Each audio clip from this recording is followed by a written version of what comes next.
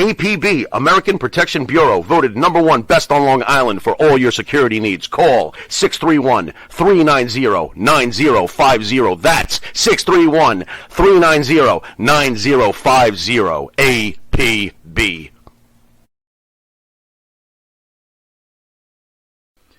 You need a body shop? You need engine repair? Auto Excellence, Collision Specialists, 631-261-6420. That's 631-261-6420. Auto Excellence. Jimmy, I gotta take a dump. What? No, I mean I need a dumpster. Well, for all those needs, you need to call Big V Dumpster Rental, Long Island, New York, 631-900-DUMP.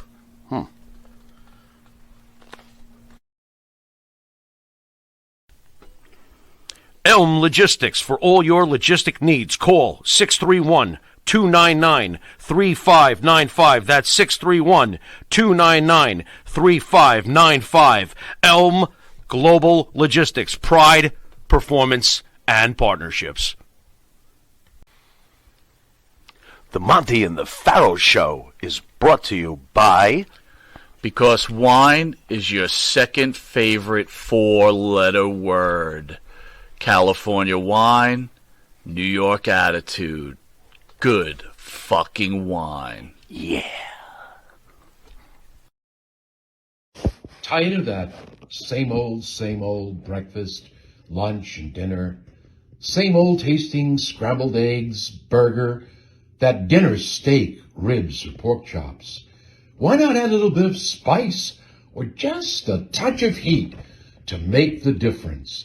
Change that scrambled egg with a little bit of Johnny Fabulous's John Cena Sr.'s $1 Million Jalapeno Hot Sauce. Great on burgers, steaks, chops, and those barbecued ribs.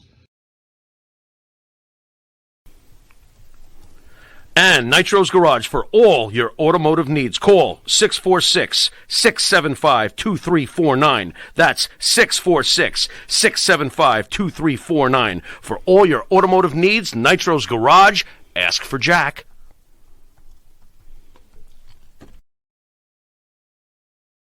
Do you treat your dog as part of the family? Well, so do we. So why not celebrate your pup's birthday with the ultimate party box? Check us out on Instagram, Twitter, and Facebook at Party Pup Info, and let us make your pup's party or any celebration perfection. M&J Video Games and Collectibles. Sport and non-sport cards, wrestling items, autographed items. We buy, sell, and trade. M&J Video Games and Collectibles, located at 1049 Queen Street, Southington, Connecticut.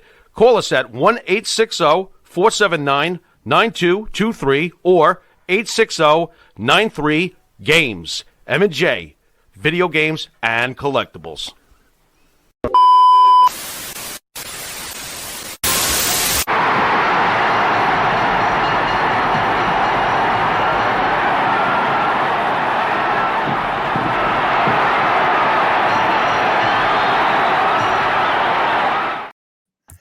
Hey, everybody. Welcome to Wrestling Remembered. I'm your host and moderator, Joe What a Day Lowry. And this week, we're going to be taking a look back at the good old days of professional wrestling and the evolution of the infamous cage matches. And, of course, we have our weekly panels of guests. Where did he go? Is he here? Added the stage. There he is. Oh, you disappeared on me there for a second. No. My panel of experts. First up, my brother from another mother, as he likes to call me. He is the player, Benny Scala. Welcome, Benny. Straight out of player, though. There you go, baby. And, of course, we have the president of Thursday nights, the incomparable Mr. Phil DeCesare. The raging yin to your soothing yang. Welcome, everybody. All right. Of course, we have the host and moderator of wrestling's newest and hottest online game show, The 30. You can see that exclusive right here at Monty and the Pharaoh's YouTube channel on Thursday nights, 8 o'clock Eastern time. Let's give it up for ESO Bruce. What's happening, Bruce? What's going on, guys? What's going on? So I guess Benny's tricks backfired last night because I think he was trying to go after yours or Dan's microphone, but he somehow got mine. I don't know what was up with that. Yeah, he failed miserably. Unbelievable. One to the well, one too many times, I guess, did. right? That's what they Turning into an enhancement talent. So Mike Monty was going to join us, but he actually got called aside for something. But we're going to cover real briefly before we get into our steel cage segment. As you all know, it started to make the rounds late this morning, which is shocking because it actually happened yesterday. But Billy Jack Haynes, a former wrestler, WWE superstar, as well, Portland, Oregon native, and of course, NWA, Florida wrestling, all that stuff. Well, reports are coming out. We're going to try and give you the latest as to what's going on. Obviously, a tragedy took place. This is what we do know right now. A former pro wrestler, Billy Jack Haynes, he still has not been named as a suspect or anything. As a matter of fact, the person that was found on the scene, which is supposedly his wife, was found deceased. She still has not been named. But these are really the only basic information we have right now, the latest. A shelter in order was in place yesterday morning in this Portland neighborhood. A tactical team responded. They had a 2-hour standoff. And what happened was I don't know if there was a confrontation. Reports are varying with the news media outlets in Portland. And what happened was they actually ended up taking him into custody, the suspect. And we're still at this hour awaiting further information from the authorities as to what took place. Now, I do know that some people are confirming that it is Billy Jack Haynes that ended his wife's life via a gunshot wound. We're still not getting the official word from police or investigators that are handling the story. We've been scouring. I actually made a call to the Portland Police Department earlier today. They still have nothing to comment on it. Not even a presser was available at this time. Portland, I do believe, is from the East Coast 3 hours behind, of course, 2 from where I am in Iowa. So who knows? There could be something between now and the end of the night. But guys, here we are again, another Friday. I'll call it a news dump. It happened yesterday. We're finally getting it now. Let's go around the horn. What are your thoughts, Benny? What do you think?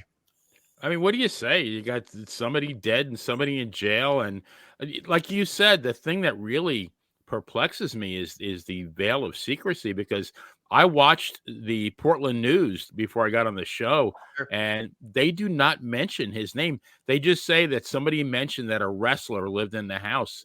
So, why all the secrecy? I don't get that. Yeah, I don't get it either. Phil, what are your thoughts on this? Well, I got a text this morning at the gym from an old colleague of mine from Boston Wrestling, Charlie Wilson, sent that. And at first I thought, it might have been a joke because I was, well, maybe not a joke, but something erroneous. And I started looking around and could find very little. And I texted Monty and Jimmy, and they came back and confirmed that was the case. And from there, other things came out. I know Hannibal had something too. And Hannibal has been really a close friend of his. So he seems like one of the more credible sources right now when it comes to this.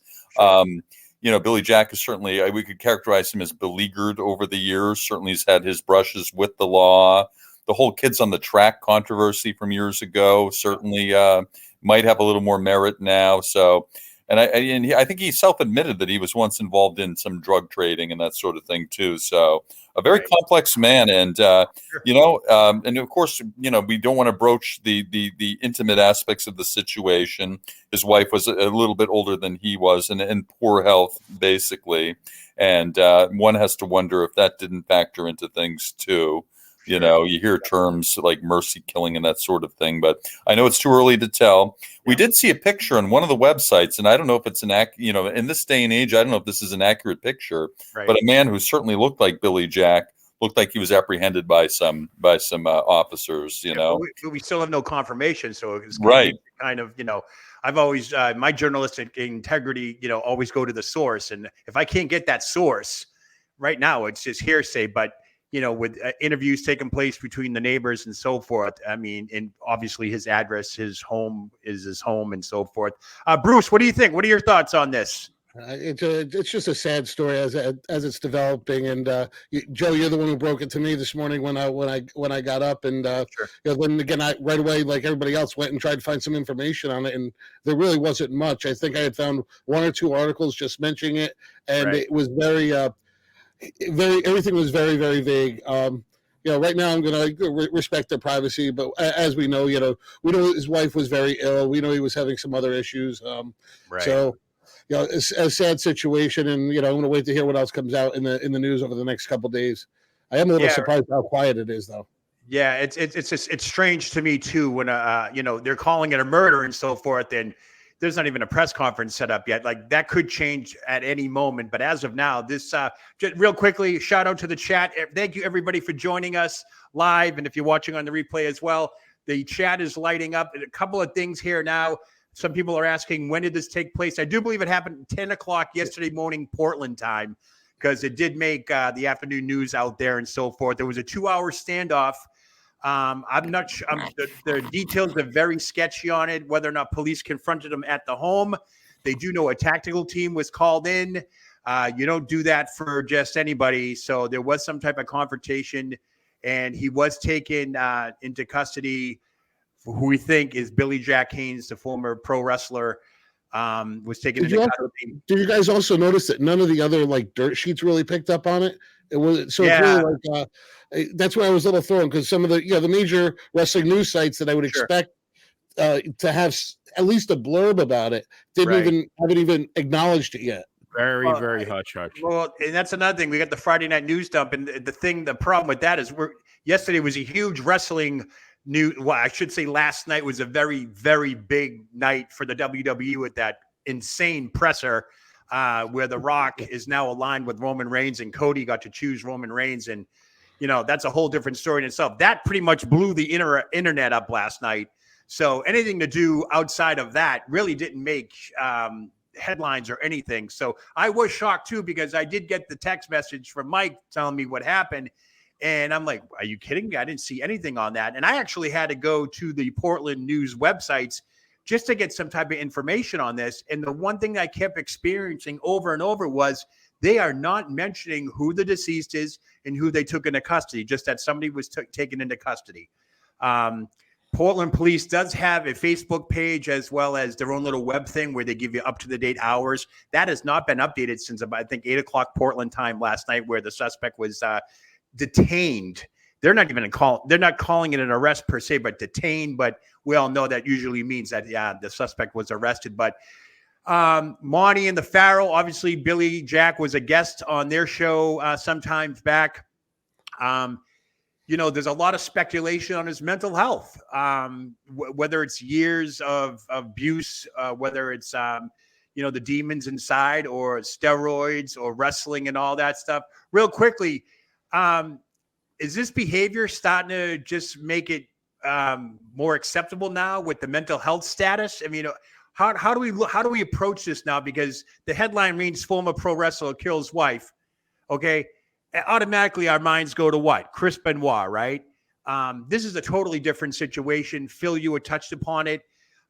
Unofficially, we can say that there was dementia involved, whether a mercy killing, as you did say, you commented on, and so forth. Yeah. I mean, is this a little more acceptable as opposed to 20 years ago with the Benoit situation? Or, I mean, how do we feel about this now? Well, I think we have really an overwhelming number of people now who are suffering from this, and not only in their elder years, but even earlier now. And I know more states have been warming to this idea, and I know Canada has actually pretty much embraced this idea of euthanasia, people approaching end of life and making that choice themselves, or empowering someone else in their family to do so.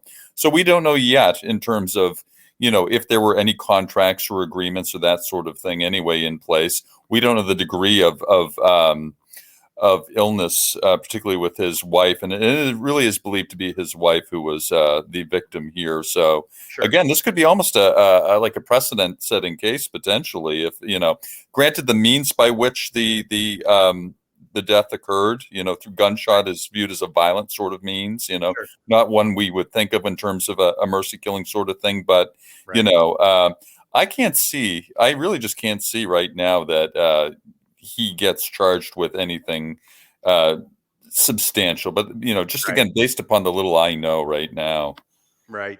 Now, Benny, real quick, do you think mental health.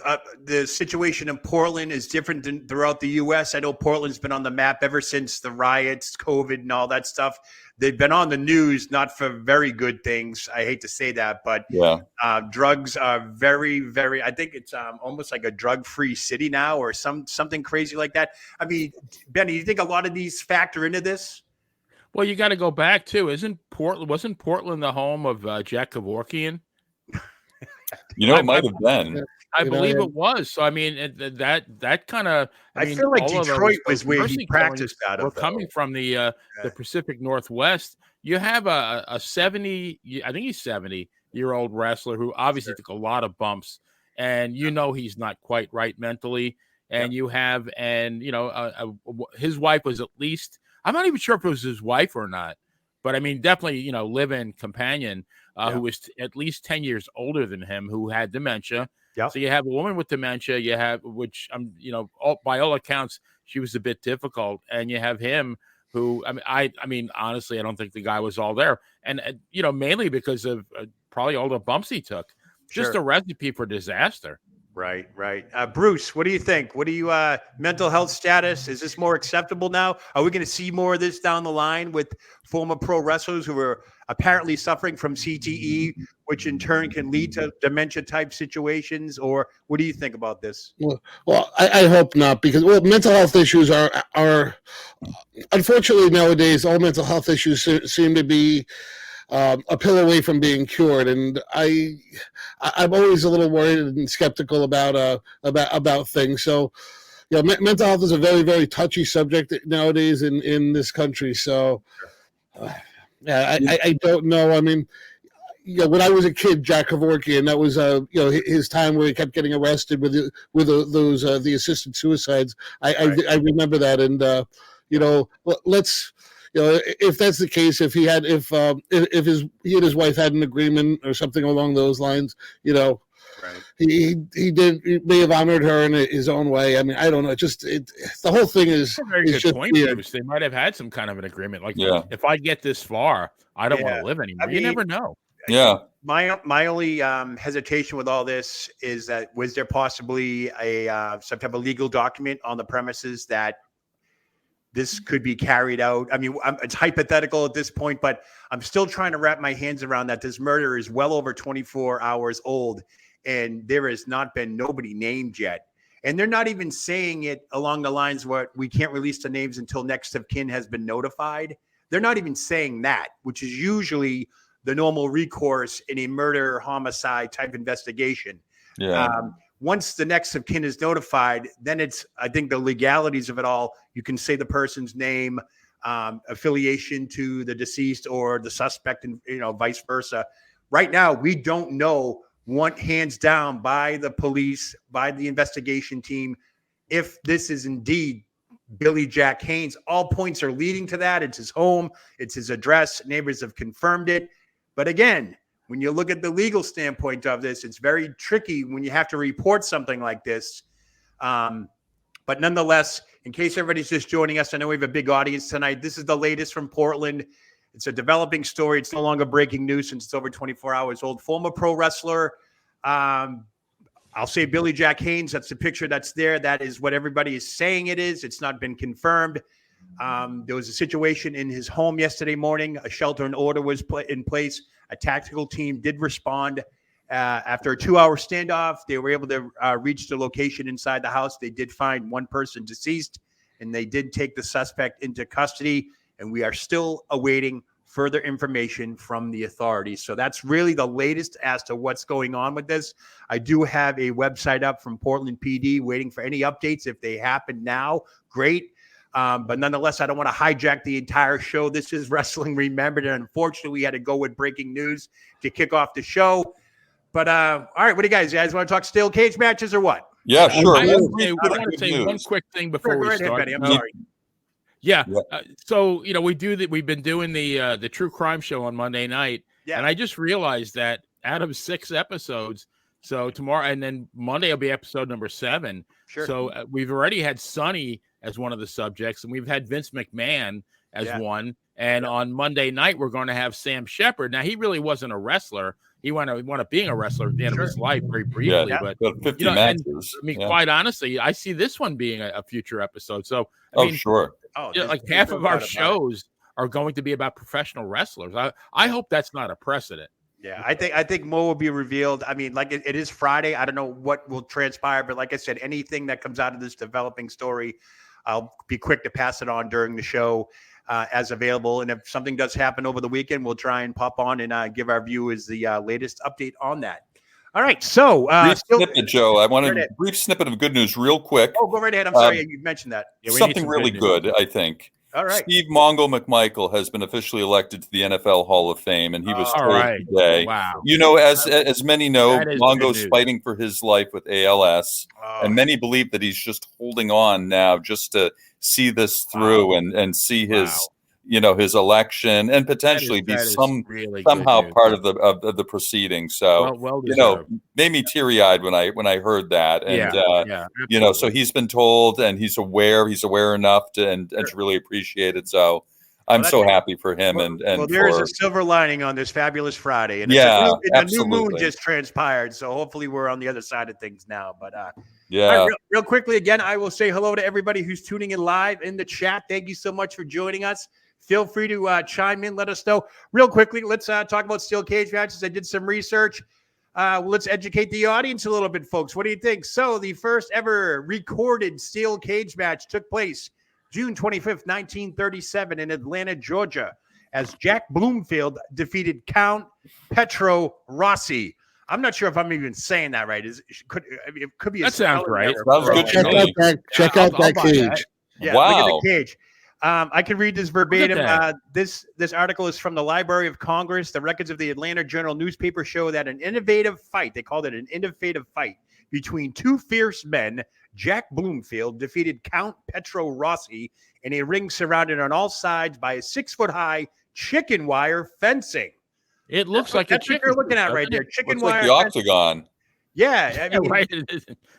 I mean, I'm Early trying to look at the octagon. crowd. I'm trying to look at the people there. I mean, I'm trying to figure out this apparatus as I look at it. We got the chicken wire going around the fence. We have these things. They look like they're tied to the turnbuckles or the ring posts. Yeah, that's what it looks like. Is that what it looks like down there? And I guess these combatants come in. So this kind of match, obviously the ropes couldn't be used. This really was a cage match. Two guys went inside a cage-like apparatus. Jack Bloomfield and Count Petro Rossi went into this apparatus and did their business. What do you guys think about that? That's crazy. Well, here's my question though. Given the style of wrestling back then, sure, what was the need for it? I mean, they weren't going to use it as a weapon. Yeah, that's and what they really didn't. I mean, they didn't really bump a whole lot or do any high spots. Yeah, I'm wondering what the only thing I could think of is it prevented somebody else from coming in. Yeah, exactly. I mean, this is all the write-up I can find on it. It was just saying this is the first recorded steel cage match, and they had to go back to the Library of Congress to dig this stuff out of the Atlanta Journal. So pretty impressive. I'm not sure what the meaning was. I mean, did these guys feud for years? I mean, as we all look at it nowadays, steel cage matches are the matches that end the feuds, right? It's the culmination of blow off. 3 or 4 rounds of going at it. First match DQ, second match double count out, and boom, let's go to the cage. And let's just be honest with what it is. It's an attraction to attract people to get butts in seats. It's been always a promotional tactic. Phil, would you agree with that? Yeah, and traditionally it's been used to at the culmination of a feud. Really sure. When usually several matches lead up to this, whether it be countouts, disqualifications, interferences, schmozzes, and that sort of thing. So ultimately, it's supposed to be the final nail in the coffin, if you will, of a feud, and usually of an emotionally charged feud. And it even goes back in time before they had cages. They had something they called fence matches too, which were more like just wire fences, rather crudely strewn around the ring. Right. I don't know how much they actually did to contain the combatants or to keep the outside interference out of the picture. But I know that the Sheik had a lot of that in his territory back in the day. But that looks actually, for the time, it looks like a pretty cool construction. Look at the size of the ring itself too. Yeah, the ring looks huge. Very visually appealing. My question, Bruce, you're a mechanical guy. How do you think they assembled this thing? I mean, piece by piece. I mean, probably a bunch of sections just putting it together. Right. They buy from back IKEA. then, don't forget, back then they put things together a lot better than they do nowadays. Oh, that is true. That is true. It reminds me of I don't know, when the circus used to come to town at the old Boston Garden, and you knew the tigers were coming out because they would lower these cages from the top, kind of like how they do now in most wrestling circuits. The cage would descend from below, or sometimes they would come up out of the floor. But this being inside the ring, you would actually have to physically put this thing together inside the ring. Wouldn't you agree? Yeah, absolutely. Yeah, it's not getting lowered down like the modern ones. Yeah, that's for sure. So moving on. Okay, so this was the first one in 1937. The second recorded one was in September of 1942, where John Catan defeated Ignacio Martinez, there's a name, in a 6-foot steel high cage match as these match stipulations started to spread north. Second one was Tito Montez, was arguably the most wrestler who have dominated steel cage matches. He fought guys like Don Kent, Bearcat Wright, Don Arnold, and Kurt Von Steiger in over a decade. He had pretty much the most, from what the internet says, the most amount of steel cage matches in the 60s. So then I dig up this from 1969, the Sheik versus Bruno. As you can see, the steel cage is starting to change now. It's kind of like a steel mesh with wire. The door looks like it's woven on by shoestring or something, or rope or something like that. This is taken at the old Boston Garden, by the way. You guys, Joe, my friend was actually there. I have a friend. He's an older guy from the gym, and I was asking him about that. Okay. He was actually there. It was a pretty bloody match. Of course, the Sheik had some kind of weapon. I forget what he said he had. Of course, he had a weapon. And ultimately, he thinks that Bruno pinned him too. I believe very rare. Yeah, very rare photo. It's the old Boston Garden. As you can see, the cage was about what I'd say 10 feet high, maybe tops over to the ring post. If you look at that, if you measure it, so that was that's a good piece of steel for 1969 to be around the ring, and it looks like it's linked onto the mat on the bottom. Obviously, the ring posts play a huge role in all this, but again, when you look back on it, it's the time of, promotion. People, the boring matches of yesteryear culminated with the steel cage. Obviously, the Sheik was a big blader back then, so of course there was blood involved and all that. Another one that was interesting, this is when the 70s rolled around, the WWF, the Worldwide Wrestling Federation, they started latching on to these cage matches. Now, get a load of this. 1974 was the first time that the Worldwide Wrestling Federation debuted their cage, which kind of looks like the cage from the 70s and 80s. And it was Captain Lou Albano versus Bruno Sammartino. There you can see it now. Kind of looks, I know the pictures are tough. These are video images you can get on YouTube. Captain Lou Albano, I think he was known as Lou Albano then. It wasn't even captain yet. And he's fighting Bruno Sammartino. And look at, if you can see on the right, I know it's kind of dark, but there's a lot of leeway there with the cage. So these things weren't. Of give. Yes. Yeah, there was a lot of give in that, which to me was, I mean, you can see the crowd is pretty far away from the ring. It's not like they're ringside anymore, because maybe, these things weren't built to take that kind of punishment, even though, they're in there doing their business and all that stuff. But I thought that was a neat tidbit showing that, where 1974, this is the first time that the WWF, the then WWF, used this type of fence type for a steel cage chain match. link, yeah. And you can see the poles in the middle. So with that being said, to me, cage matches being in person was awesome. What was it like for me at the old Garden? I don't know if Bruce or Benny or Phil could chime in on this. It took like a half an hour to set these things up. It sure did. Go ahead. Yeah. The first time I ever heard of a steel cage match was actually the show you went to, Joe, okay? Yep. In my mind's eye as a little kid, I thought of the chain link fence. I thought of actually barbed wire going around the top for some reason. And I actually thought it was like a Hell in the Cell with a chain link roof and actually like with a hatch door. And in my mind's eye, I was wondering if these guys had to somehow climb up over the roof and then go in through that or out through the hatch door. Sure. Oh, So yeah. I had no idea until I actually saw one live what it really looked like. They didn't, really show them on TV back then. Yeah, it was like a bunch. Bruce, you did it. I know we'll get to everybody's favorite cage match. That's another highlight we got coming up.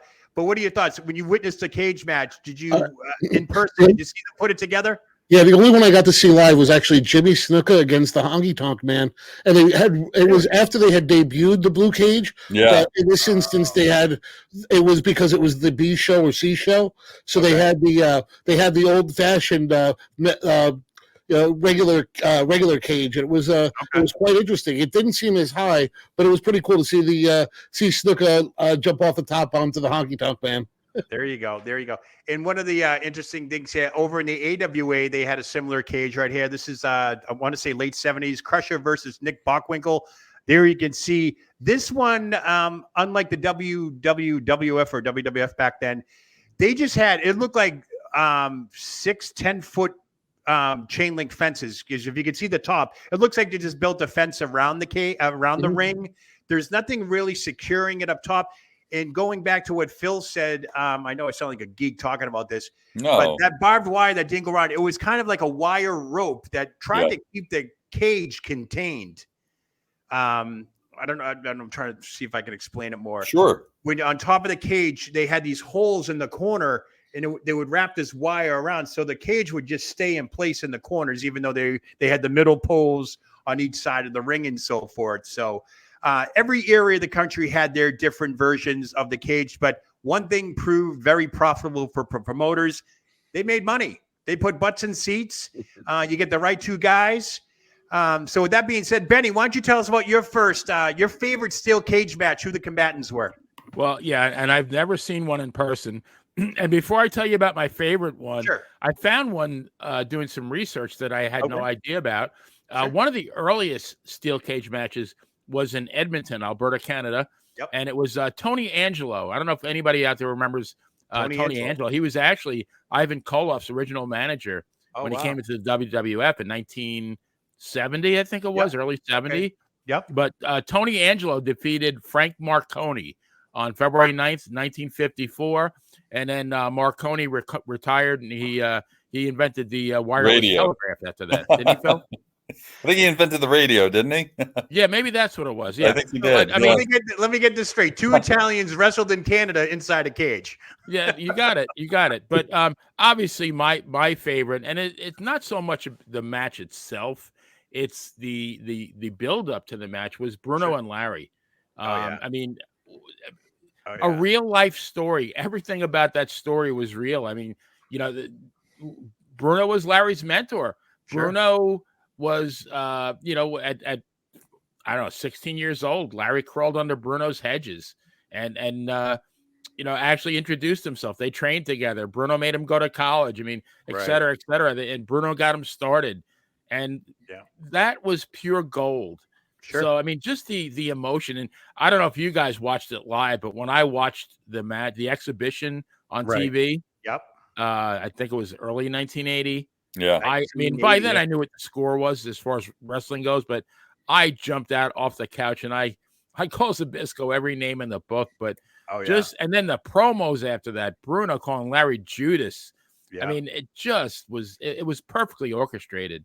I've seen the old videos as well, and I want to say when Larry Zbyszko was leaving the ring, wasn't that a lady who wanted to get at him? Security had to hold her back, because it was TV wrestling. It was TV wrestling at the time. You're talking about the incident where they had the scientific match on TV, and then he turned on Bruno. The exhibition, yes. Yeah, and he hit him with the chair. Larry clocked him with the chair, and Bruno, Bruno was a great wrestler, but a horrible blader. Right, and that is true. Back when a chair shot meant something. Yeah, exactly. That chair had no give to it either. I mean, no, that was real wooden stuff there too. All right, Bruce, you got a favorite cage match? Why don't you tell us about it? Absolutely. Back in I believe it was 1987. It would be Paul Orndorff against Hulk Hogan when they had the simultaneous. They both simultaneously hit the floor at the same time, and they had to restart the match. That was it was such a great gimmick. It was the second cage match I had ever seen, and I was so enamored, and it was so cool. And Paul, that was Paul Orndorff was one of my favorite wrestlers back in the day, and I thought he had Hogan there, but hey, we know what happened. Yeah, that was a great ending too. They had the TV monitors stationed perfectly. Amazing both camera angles for both guys hitting the floor at the same time. Of course, that was my prediction for this year's Royal Rumble with Cody Rhodes and CM Punk, but I guess that went a different route. But I wonder if that would have happened though, Joe, if Punk had not gotten hurt. Yeah, I still think they called an audible. I mean, if you really want to get into that, I'm telling you right now, I don't think CM Punk's hurt. Really? I have my own philosophy on this. Whoa, okay. I'll save it for later on, but I think I've talked to about 10 people today about this, and I have a feeling we're in for more of a ride than what's actually taking place right now. You think The Rock was something else is going to come down the pike. I have a feeling. So, all right. So nonetheless, by the way, get back to Bruce's cage match real quick. There's that infamous blue cage. Anybody a fan of this cage? It was the one I grew up in. I figured that.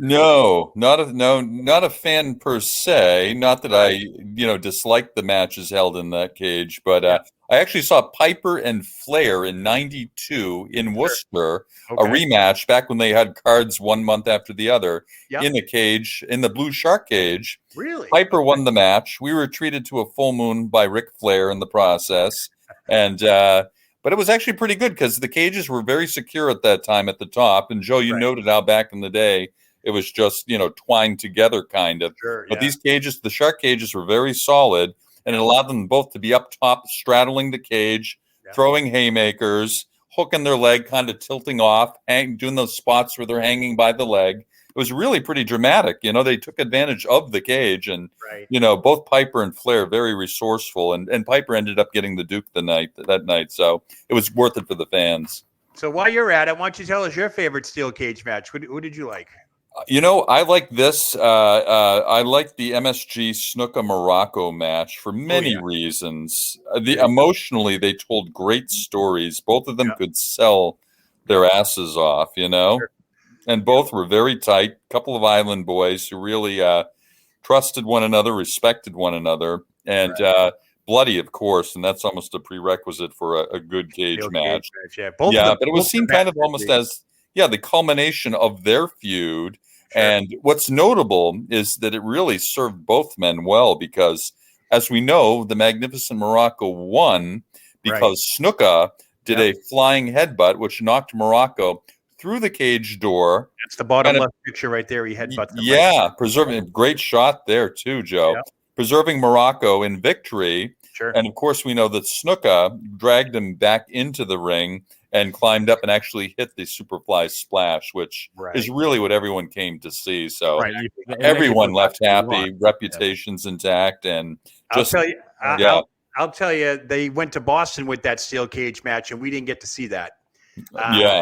We got the headbutt. Morocco fell out of the cage and all that, and that was the end of it.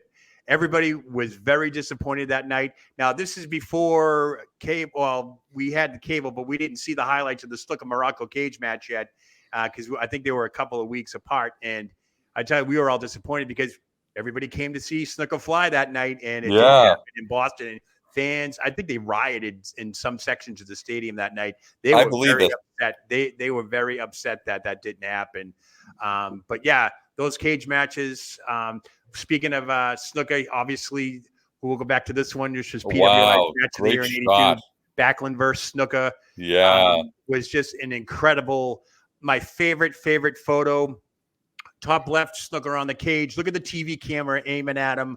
Backlund laying helpless. If you pick this up today, a wrestling magazine, you would think that Snuka won this match. And I want to say that Snuka was cheered during this match. Sure. This is one of the weirdest feuds I recall back in the WWF back then, where Backlund was kind of nearing his run and Snuka was coming along, and he was the guy you love to hate. He was different. He was built. He had the fans, and I could see it happening. And again, Boston got robbed. We never got a Snuka Backlund cage match. We got a couple of DQs. I think we got a Texas death match. And I want to say the year that the month that the Snuka Backlund match happened, we ended up getting Pedro versus Snuka for some That was odd reason. May of 1982, I think. Yeah, that was PWI's match of the year, And you're right though. When he climbed, he climbed up to the top rope, and then he Unheard climbed to of. the top of the cage. The crowd went absolutely nuts. Yep. Bruce, No, did you ever see those? I had read, or I think I heard Ric Flair stating in an interview that that Snuka had been doing that since the late '70s, going off the top of the cage. But yeah, he may have, but there's no footage. I mean, this is like a huge deal. Someone has scaled the top of the cage, and I think some of the old, Backlund versus Stan Hansen or Pat Patterson matches, there were battles on top of the cage, but everybody managed to get down or whatever and all that stuff. Snuka, Morocco, I think even the Snuka, the Backlund Morocco cage match that I went to December 81, Morocco fell off the top of the cage, kind of fell off it and snapped into the ropes, got his head stuck in the ropes, and that made Backlund walk out and win the match. So they started incorporating that dangerous element even back then, not to the point where it is now, where you get like Edge and Christian jumping off the cage and doing, Matt Hardy stuff. I'm sure Bruce is probably a big fan of that Attitude Era type cage match. I can tell you that right now. Yeah, well, I will say the tables, ladders, and chairs matches were awesome, but the Hell in the Cells, I don't know, they were a little bit brutal. Just watching. So I see the chat's lighting up, and I saw something in the chat which brings me to this. I'll tell everybody my favorite cage match in a second, but one of the ones that really caught me early on that I liked, which I believe is a prelude to the Hell in the Cell because the NWA and Georgia Championship Wrestling was way ahead their time, was this one, the Last Battle of Atlanta, Tommy Rich, Buzz Sawyer, with Paul Ellering high above the cage. Tell me I'm wrong. Is this a prelude to Hell in the Cell, an enclosed steel cage match? Yeah, really one of a kind, really, wasn't it? I mean, you couldn't even jump in the air, I don't think. I think some of the moves that were used in this match were actually, if you went to body slam your opponent, you actually jammed him into the top of the cage. So it's like going to an indie show where they have chandeliers overhanging the ring. I've seen that a few times. Oh, I'm sure you have. Yeah. I mean, obviously the wrestling freak that I was when I was younger, I saw that magazine cover and I bought that thing in 2 seconds. I think I still have it, Joe. Yep. It was an amazing, thank God for wrestling magazines back then, because I didn't know this stuff existed until cable TV, and then you would get the real stuff on this with, the inside look at some of these matches. And Tommy Rich and Buzz Sawyer, I think for that whole year, I think it was February 84, that one. So most of 83, every day and night, it was Tommy Rich, Buzz Sawyer, Tommy Rich, Buzz Sawyer. They had a hell of a feud. They beat the crap out of each other in front of Gordon Soley a dozen times a night on Saturday night. It was an intense feud, and it culminated with this so-called Last Battle of Atlanta. What a title for a steel cage match. Last Battle of Atlanta. And, of course, if you head over to the World Class Championship Wrestling from Texas, we can always remember that infamous Christmas night cage match. Yeah. Kerry Von Erich and Ric Flair. Notice that type of cage, a little smaller. I feel like you could probably jump over this cage at some point. From this angle, Michael Hayes, who was in there for some God knows why reason, as a second alternate referee, I think was the storyline. He looks like he's taller than the cage there, doesn't he? Yeah, that's perspective. They all do, really, from that shot. An aerial shot, it looks like. Right. And I don't know what's wrapping the cage around, if that is barbed wire or, heavy mesh wiring, but nonetheless, their cage was much smaller height-wise. I'd probably legitimately say that's probably a good 6-foot high steel cage as opposed to I would guess 15-foot high. Benny, you remember this night, right? Christmas night? I sporadically watch WCCW, but if I can go back real quick with Sure, Tommy Rich, though. Yeah. Tommy Rich figured in one of the most memorable cage matches of all time was the Austin Idol Jerry Lawler at Memphis hair versus hair match, where Tommy Rich was under the ring for about 6 hours drinking a case of Coors Light until it came time for him to do his spot. Yep. But, I hear you. WCW had a lot of memorable matches of every kind. Yeah. And Bruce, I don't know if you knew this, but this was Christmas night, World Class Championship Wrestling, Kerry Von Erich versus Ric Flair for the NWA title. And for some reason, Michael Hayes incorporated himself. Now, this is when the Freebirds were good up until the end of this match, when a very disgruntled Michael Hayes was trying to get Kerry Von Erich to pin Ric Flair because the fix was in that the Freebirds were helping Kerry Von Erich win the title, and Kerry was doing the honorable thing and didn't want to do it. And that's the night that Michael Hayes slammed the door on Von Erich, costing him the match and the title, and started that huge feud, as we all know today, as the Von Erichs versus the Fabulous Freebirds. What do you guys think of that? Well, now you have like a whole staff of creative writers, and back then you just had like Fritz Von Erich and maybe one other guy figuring this stuff out. Right, exactly. What was that cage they had? The Triple Terror of Doom or something with Harry Gordy and the Von Erichs. I forgot what it was. I just remember I have vague recollection of watching that on reruns on ESPN. Nice. My favorite steel cage match for a couple of reasons. One, I loved going to see live steel cage matches. I've seen dozens of steel cage matches over the years, but my favorite match doesn't get a lot of notoriety. But it was 1986, February of 86. It was Roddy Piper and Bruno Sammartino. Now, I never saw Bruno wrestle ever. When I became a fan, he was kind of retired. He was an announcer, but then he came back for in 85, WrestleMania with David Sammartino. But they started this little feud with Piper and Bruno, which was great. And they had a series up at the Garden, culminating in a February 8th, 1986 cage match. Now, just a little backdrop on this. The match was held in Boston at the Boston Garden, the old Boston Garden. It was right after, literally a week after the Patriots lost the Super Bowl to the Super Bowl champ Chicago Bears. And Piper walked out into the cage wearing a Chicago Bears T-shirt, and he put up a poster of William the Refrigerator Perry on one side and Jim McMahon on the other, of course, just making the crowd irate. And here comes Bruno down, and I tell you, my ears started ringing like I could not believe the popularity of this wrestler who was basically over his prime. I want to say he was well into his 50s at this point, close to 60s. And he was fighting this guy, this loudmouth Piper, who fresh off WrestleMania a year before. They went in, they had this match. Bruno shoved the posters down his throat, up his ass. But what really stood out about this match was this blade job by Roddy Piper was, I don't know what happened, but he must have bled out so bad, because by the time this match ended, the ring was just covered in blood. Piper lost. Bruno actually hit him with a chair getting out of the cage, the wooden chair, and Bruno got out of the cage and won. But to me, that was just great storytelling at the time. Piper was so good on the mic and so good just to really get under the home crowd skin. Fresh off a Super Bowl loss, less than a week. The Super Bowl was Sunday. The following Saturday, they had this cage match, and he comes out wearing a Bears jersey. This crowd just erupted. They wanted him dead. And in case you didn't know, the Bears trounced the Patriots back in '86, as we all know. But Mongo was on that team too. I was just going to say that. Steve Mongo, McMichael, the Super Bowl Shuffle, all those guys. But did you ever see anything like that, Bruce, back in the day? Those matches at all? No, a little before my time, but I'm just checking out here in the chat. Somebody's talking about Rikishi jumping off the cage onto Val Venus. How crazy that one was! Yeah. Yep. Later on, see, that was the norm after a while.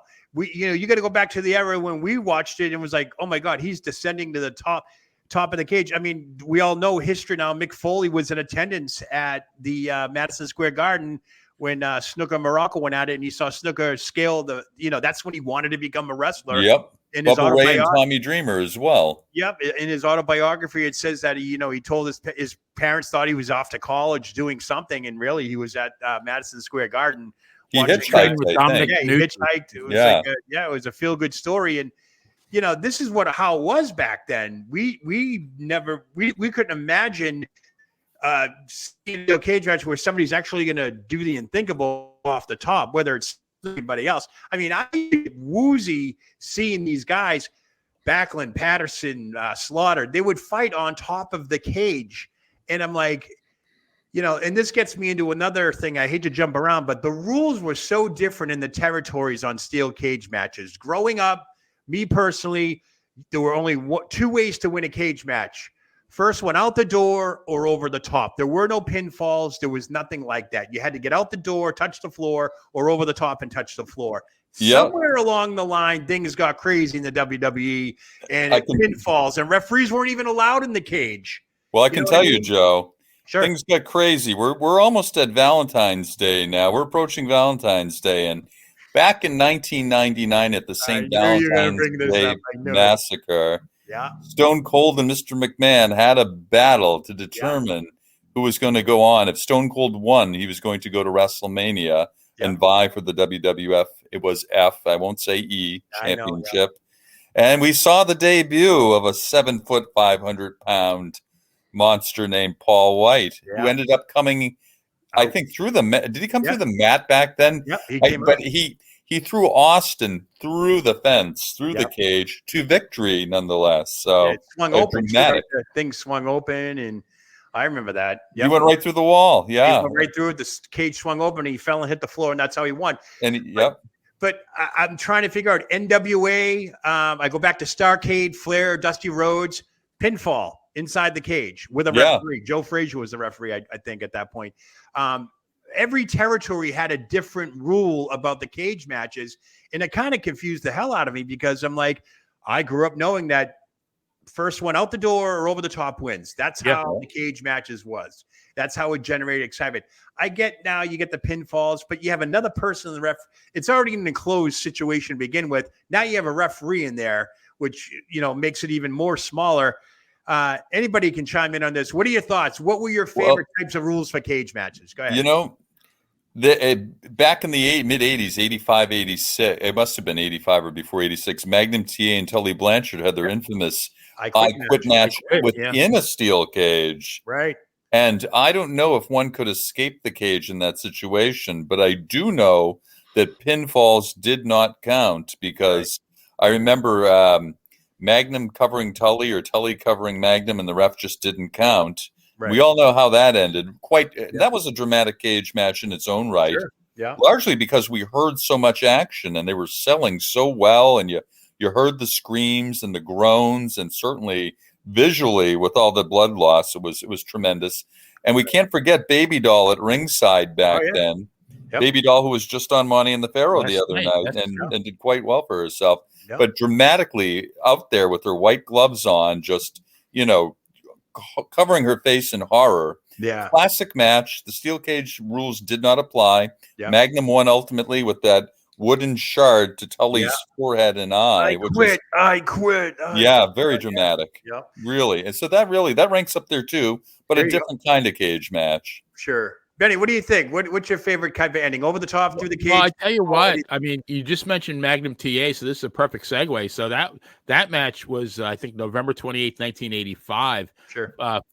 Moved forward about 11 months after Magnum's car accident. Yep. And October 24th in Charlotte, 1986, was the birth of the Superpowers. Dusty and Nikita, beating Tully Blanchard and J.J. Dillon. Yep. But the emotion of the crowd when Nikita came into the ring. And I believe in the beginning of the match, JJ and Ole both attacked Dusty. Yeah. And Nikita stood there for a minute, and you're thinking, like, wait a minute, is he gonna go right back to being a heel? Yep. But like a couple of seconds later, that 2 seconds of pause was just so good. And then, Nikita beat the crap out of Ole, kicked him out of the ring. Sure. And they did the, I guess, the doomsday device kind of on JJ, where Nikita lifted him up, and then Dusty did the elbow off the top rope, and then they bloodied him after that. And then Nikita just stood up on the ropes, and the crowd went absolutely nuts. Wow. And it was just one of the most emotional nights in the history of wrestling, actually, because Magnum was such a huge figure in the NWA, and I mean, what a tragedy it was when he got Bruce, what are your thoughts? You like through the door, over the top? Over the top. Back in the day, I mean, how much of a dramatic exit were Hulk Hogan's, his wins in those steel cage matches? Always climbing over the top, and that was my youth. But then again, I also have to say, the variation of the steel cage match. I used to love the War Games. The original War Games was absolutely amazing. Yep. Yep, those cage match, that's a unique thing. 2 rings, 2 cages, or actually one big cage over 2 rings. But yeah, that's incredible. I mean, that's innovative. The scaffold matches, we can go down the line there. The big one there with the Midnight Express and the Rock and Roll Express or whatever going at it, Big Bubba and all them.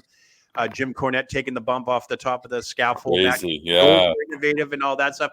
So it got very creative, steel cage match wise, but I was never a big fan of the pinfall inside the cage. You can do that anywhere. You can have a pinfall in any type of match. It's almost the equivalent of, I don't know if you guys remember, like Backlund Morocco would fight in a Texas death match and anything counts. But when you go to pin the guy and he puts his foot on the rope, it doesn't count. Right. It's like it's a Texas death match. Does it really matter? Right. The first rule of a Texas death match, there are no rules. There are no rules, right? Gorilla Monsoon used to say that.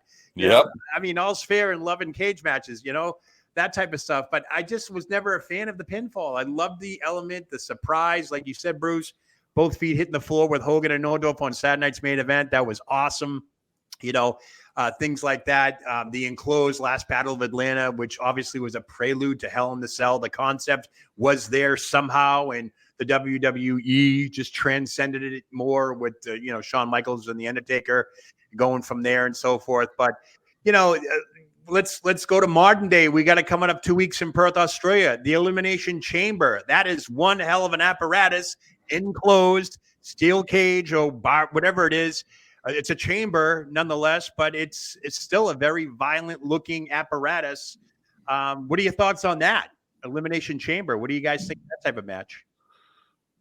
Like you said, it's a new variety of off of an old idea. I do enjoy the Elimination Chamber, the randomness of it, but it's just the old cage matches were just so dynamic. I mean, it's like Hell in the Cell. Hell in the Cell is awesome. However, right, we wouldn't be there if we didn't have these legendary matches of the past.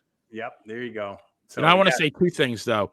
One is that so many of the gimmick matches we loved when we were younger. The dog collar match, the Russian chain match. What else? The Indian strap match. The hair versus hair match. The loser leave town match. Russian all chain. that stuff is gone. But the steel cage is still here. It's the one thing that survived the test of time. Sure. And the cage itself, though, went from the purpose of the steel cage was containment. Yep. And then after that, back in the 70s with Bruno and Backlund, it actually became a weapon. I mean, you throw the guy into the cage. Next thing you know, he's covered with blood. Exactly. And then now it's more for actually Snuka made it into a device for a high spot. So it's kind of evolved over the years. It's definitely evolved. And I'll just go by the old saying that steel cage matches make for great promotional butts and seats type of element where you want to get that crowd into the arena or stadium. I don't recall steel cage matches at, like, say, high schools and all that. Do you guys ever recall that growing up? Did you ever see one in a very obscure location like that? They were pretty much main arenas, right? Did. Bruce, did you ever see a steel cage match like a high school arena or an Armory or something? No. We didn't get a lot of ECW. I'm not counting ECW now. No, not until later in the 90s you started to see that, but not back in the classic eras like the 80s and the 70s. Yeah. One thing I do recall is I want to say it was the night Morocco and Snuka fought. Pat Patterson was feuding with Ivan Koloff. Remember the little brawl, the little feud they had.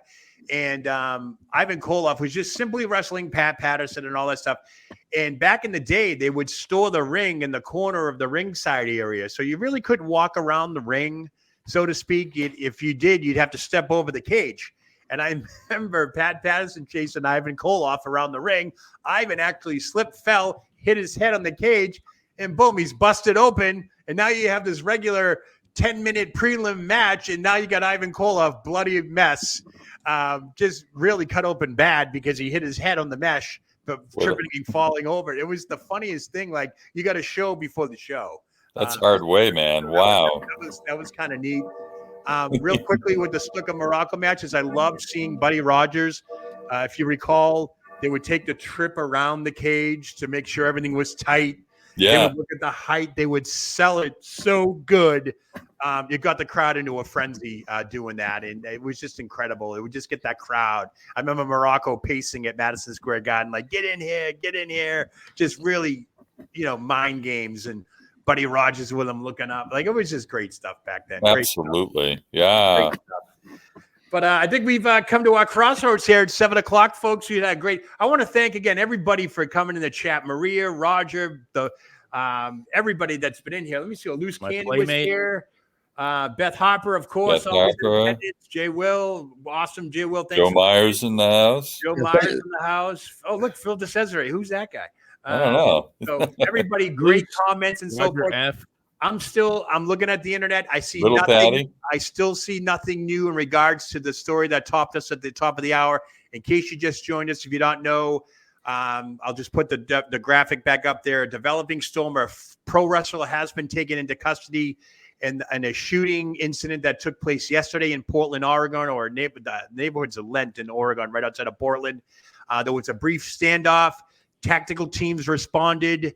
After a 2-hour standoff, they took the suspect into custody, found one person deceased, and as of this hour, 7 o'clock Central, 8 o'clock Eastern time, and I'll probably say 5 o'clock Portland time, still nobody's been named. Nobody has been named as a suspect. They have not identified the deceased yet, but all accounts, eyewitness accounts and so forth, does claim to be that it is the former pro wrestler, Billy Jack Haynes, who has been taken into custody for the alleged homicide of his wife, if they were married.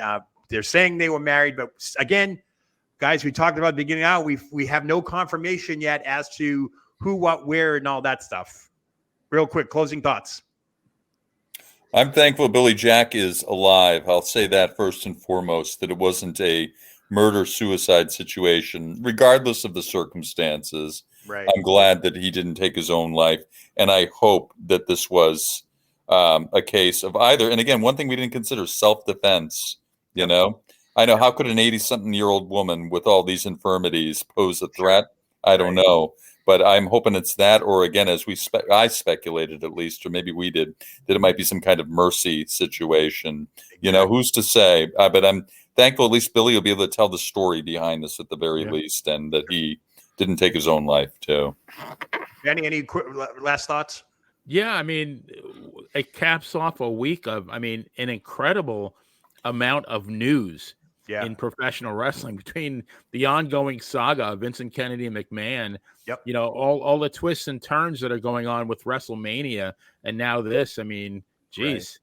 Unbelievable. Bruce, last thoughts? It's a sad day to hear something like this, especially if someone we watched. I got to watch in my youth growing up, and let's hope that there's some type of positive message out of this. It's just yes. I'm going to sit back and wait for more information to come out. Yep. And as Bruce says, as more information becomes available, we'll pass it on here, either on the Monty and Pharaoh Facebook, all social media handles, and as well as YouTube.